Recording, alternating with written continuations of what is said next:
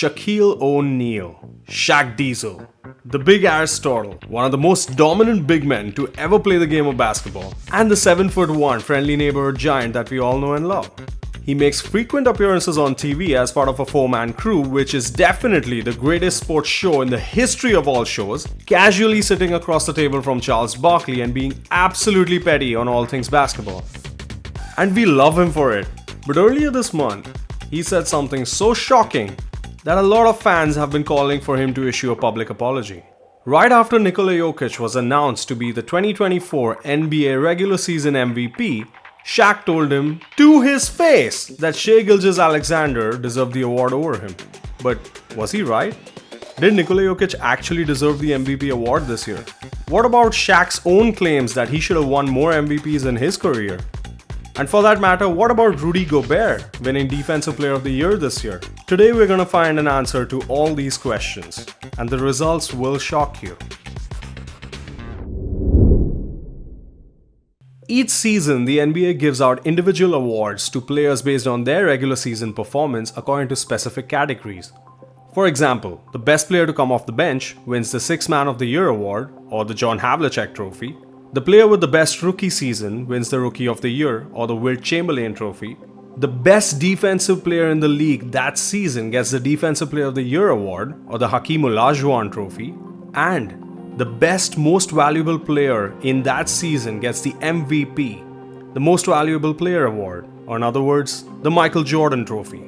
These votings are often carried out by media members and analysts, and as such are highly subjective, primarily driven by narratives and the storylines throughout the season, and there's not as much objectivity that goes into it. Regardless, for the most part the voters seem to get it right, but there are sometimes egregious mistakes and straight up highway robberies. A player could be averaging 50 points a game and 26 rebounds over the course of a season, playing all 48 minutes of every game, and still not win the MVP award because his team was not first in that conference. And we don't need to speculate on this because it actually happened in 1962 with Wilt Chamberlain. And that same season, Oscar Robertson had a 30-point triple-double average over a whole season, and he did not win the MVP either. Look, basketball is a sport, and just like any sport, or rather anything in life, winning is the most important aspect. We play the game to win. And so I encourage including team records into consideration when considering a player's candidacy to win these awards. But at the end of the day, these are individual awards, and as such, those can't be the only criteria because team records are team accomplishments. And at a certain point, individual dominance becomes so extreme that it's hard to ignore, and in that case, that player should win that award. So what if these handouts were not just subjective in nature? What if we use numbers to actually find out who deserves these awards each season? And that's exactly what I did. I created two separate scores, one called the MVP score to determine the winner of the MVP award, and the other called the DPOY score to determine who should win the Defensive Player of the Year. For our MVP score, we take the average game score a player has throughout a season, add to that their advanced statistics including PER, box plus minus, and total win shares accumulated over the course of that season. We also add a bonus for their team's record. The first position rank in either conference gets 5, the second position gets 3, and the third position gets 1. And we also give them a boost for leading the league in a major statistical category. Having a scoring title gives you 5 points, all other major stat categories give you 2 points for triple doubles, and 2 points for 3-pointers made in a season. The sum of all these gives us our MVP score, showing how great a player really was that season. For some context, the average NBA player has an MVP score of 27 in any given season. For an average starter, it's about 37. Once a player reaches an all-star status, he can expect to have about 53 as an MVP score. And as soon as they pass 75, they're well on their way to be considered for the MVP award. If we use this MVP score to evaluate what the landscape looks like for this season, then this is what the voting should have looked like. At 5th place, we have Domantas Sabonis, who led the league in triple-doubles and rebounds with an MVP score of 67.2. At 4th place, we have Giannis, whose Milwaukee Bucks were 3rd in the East, having an MVP score of 80. At 3rd place, we have Luka Doncic, who led the league in scoring with an MVP score of 84.1. At 2nd place, we have Shai Gilgeous-Alexander, whose Oklahoma City Thunder was the 1st place in the West with a score of 85.8. And at the top spot, the predicted winner of the MVP award this season is Nikola Jokic, with a game score of 26.8, having the best record in the West, the best advanced statistics, and an MVP score of 93. So yeah, this year the voters definitely got it right, and our MVP score was in line to correctly predict 4 of the top 5 finishes when it comes to the MVP award voting. But unlike this year's voting, last year's voting was actually quite controversial. Most of the fans were expecting Nikola Jokic to run away with the award, but at the end it was given to Joel Embiid. And according to our MVP score, Nikola Jokic absolutely deserved the MVP award last season with a predicted MVP score of 90.4, having led the league in triple-doubles and leading all the players and candidates in advanced metrics while boasting the best record in the West. But yet, the voters got it wrong and gave it to Joel Embiid, whose team was third in the East just because he won a scoring title. And if we use this MVP score to predict who should have actually won the award going back 45 years all the way back to the season of 1980, then the results are quite interesting. This is what the landscape looks like. For the most part, the voters got it right, with their actual award winners matching our MVP predicted award winners in 30 out of the 45 instances. In 11 instances, our predicted winner was in the top 3 in MVP voting that season. And in 4 instances, well, it was quite different.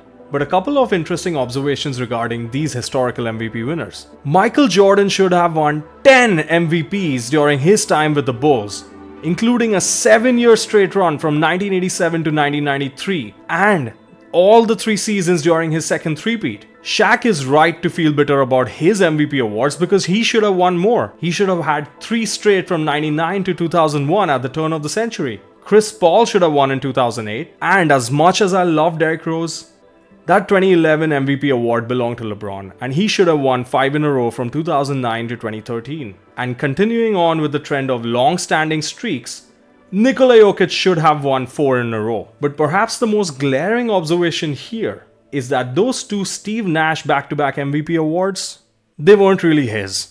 Now, I mentioned that Michael Jordan should have actually won 10 MVPs during his time with the Bulls, but in reality, he won only 5. Or in other words, he was robbed of 5 MVPs. But perhaps the most egregious year where he was not chosen to be the winner, where he deserved it the most, and the voters clearly fumbled, was in the season of 1990, where Magic Johnson ended up winning the MVP award. But Michael had more points, more rebounds, more steals, more blocks, a higher PER, more box plus minus, and more win shares. And his MVP score was at 99 compared to Magic Johnson's 82.9. Magic won just because of the assist numbers and because his team had a slightly better record. But in reality, this award belonged to Michael Jordan, and it is clear that a highway robbery took place that season. Another instance of an egregious mistake was the season of 2006, where Steve Nash won the MVP. Again, that season, Kobe had more points, had more rebounds, was better on the defensive end, and had higher advanced statistics as well. But Steve Nash took home the award with his 10 assists a game and the better record. In what universe does a 19 point per game player win over somebody who's averaging 35? Guys, voter fatigue, voter bias, and narrative-driven voting, they're all very real. And I'm sure I can go on and on about how many times the voters have messed up the MVP award. But for now, let's move on to the other big one, the Defensive Player of the Year award. And we're going to determine who should have won the DPOY each season by creating the DPOY score, which is going to consist of the total stocks that the player had that season by game score, plus the advanced statistics, which includes the defensive win shares and the defensive box plus minus. We're also going to give the player a boost if their team boasted the best ranking in either conference when it comes to defensive rating or opponent field goal percentage. And we're also going to give them benefit if they happen to lead the league in a major defensive stat category, which is steals or blocks, the sum of which is going to create our DPOY score. For context, the average NBA player has a DPOY score of 17. For an average NBA starter, it's about 23. An average All-NBA defensive selection can expect to net about 35. And as soon as a player passes the 45 mark, they're well on their way to be considered in that conversation for the Defensive Player of the Year. And if we use this DPOY score to evaluate who should have actually won the award this season, then the landscape looks something like this. Victor Wembanyama should have won the award this season, with Shai Gilgeous-Alexander being a close second. Why should Victor have won this award? Because he averaged nearly 5 stocks a game. Rudy Gobert essentially won this award by default because his team had the best defense in the league. But that's largely in part because of Anthony Edwards, Jaden McDaniels, and Naz Reid, all three of which happen to be excellent defenders. And as it turns out, I'm not the only one who thinks this. This season, a poll was conducted of NBA players, and one of the questions that was asked is who they thought was the best defender in the league. According to the players, Rudy Gobert is not even the best defender on his own team. That would be Jaden McDaniels. And the league agrees that Victor Wembanyama is the best defender in the league. And if we evaluate the last 45 seasons by the lens of the DPOY score, this is what the landscape looks like. In 23 instances, our predicted winner actually won the award that season. In another 16 seasons, our predicted winner landed in the top 3 in voting for DPOY that year, and in the remaining 6 cases, not so much. Hakeem Olajuwon should have won 5 Defensive Player of the Year awards, which would make sense because the award is named after him. Ben Wallace should have won 6 straight from 2002 to 2007. Shout out to Big Ben. And I still can't believe how Anthony Davis does not have a Defensive Player of the Year award under his belt. Now, when it comes to the DPOY award, LeBron James, his camp, and his fans all think that he was robbed of this achievement back in 2013. That season, Marc Gasol won the award over him, and this is what the landscape looks like. But as it turns out, that award actually should have gone to Paul George. Not only did his Indiana Pacers boast a higher defensive rating and a better opponent field goal percentage rank than Marc Gasol's Grizzlies that season, he also had higher win shares when it comes to the defensive side of things. By the lens of the DPOY score, LeBron finishes 20th. So one thing's for sure, LeBron absolutely did not deserve the award that season. But he did have a better claim to winning it in 2012 when he should have finished second in voting and the award should have gone to Serge Ibaka instead of Tyson Chandler that season. And that got me thinking, which of these players was the best defender in modern NBA history when they were all in their primes? And so I took the best 5-year stretch for each player over which they accumulated the highest sum total DPOY score and put it on a chart for us to visualize. Around a score of 190, we have the likes of Manute Bol, Clyde Drexler, Nate McMillan, Andrei Kirilenko, Kevin Garnett, and Anthony Davis. Around 200, we have the defensively underrated Larry Bird, Ron Harper, and Shawn Kemp. Around 210, we have the criminally underrated backcourt players such as Maurice Cheeks, Alvin Robertson, and Mookie Blaylock, alongside one-time Defensive Player of the Year in Gary Payton and Rudy Gobert. And around 220, we have Scottie Pippen, Alonzo Mourning, Marcus Camby, Kawhi Leonard, and Draymond Green. Next up, we have a 3-time DPOY winner in Dwight Howard and a 4-time Defensive Player of the Year winner in Dikembe Mutombo. And then, we have the criminally underrated Julius Erving and John Stockton alongside the defensive mastermind Tim Duncan and Patrick Ewing. And then we have Michael Jordan, who statistically is the best defensive guard in NBA history. Our first big jump comes with Ben Wallace, who has a score around 275. And then we have David Robinson around 295. And then we have Mark Eden at around 300. But the greatest defensive player in modern NBA and perhaps all of NBA history is Hakeem Olajuwon, all the way up there on an island of his own with a score of 350.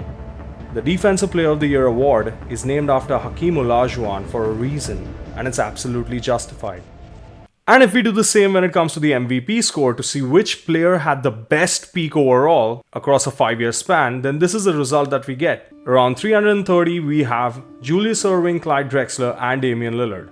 At around 340, we see Hakeem Olajuwon and Tracy McGrady. At 350, we have Kawhi Leonard and Kobe Bryant. Then we see John Stockton and Luka Doncic, who's most likely going to climb this list going forward. At around 360, we have Anthony Davis and Dirk Nowitzki. And then we see Tim Duncan, Kevin Garnett, Dwayne Wade, Russell Westbrook, and Joel Embiid. Then we have Karl Malone in the late 90s and Charles Barkley in the early 90s. And then we enter the point guard zone with Magic Johnson and Chris Paul, with Larry Bird and Stephen Curry a little above them at around 385. Then we see David Robinson in the mid-90s, and our first big jump comes with Shaq and Giannis around 400, followed by LeBron a little above them and Kevin Durant at 405. With James Harden having a total score of 410. And finally, we have Nikola Jokic with a total score of 420. But way above all of them, in a league by himself, in a stratosphere where he is all alone, we have Michael Jordan with a total MVP score in his peak of 491.6, leaving him in a universe by himself, even among the all-time greats, and being absolutely justified in having his name on the MVP award. I hope you guys enjoyed. I'll see you guys during next time's upload. God bless you all.